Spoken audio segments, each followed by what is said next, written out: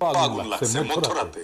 এই ভিডিও যখন রেকর্ড করা হয় তখন এলজিআরডির ৭ম তলা এবং ৮ম তলায় রোডস এন্ড হাইওয়েজের যে মন্ত্রণালয় সেখানে আগুন লাগছে।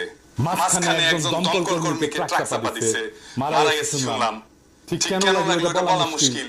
আগুনের দুর্ঘটনা অনেক উন্নত দেশে হয়, কিন্তু সচিবালয়ের মতো গুরুত্বপূর্ণ স্থাপনায় এইভাবে ভয়াবহ আগুন লাগার ঘটনা কোনো সাধারণ ঘটনা না।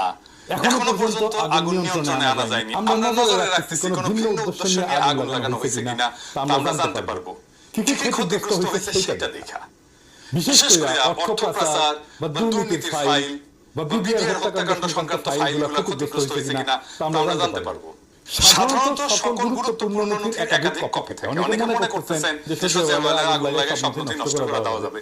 তা সম্ভবত ঠিক না, সম্ভাবনা কম। আমি সরকারকে দ্রুততার সাথে জাতিকে জানাইতে বলবো কি কি নথি ক্ষতিগ্রস্ত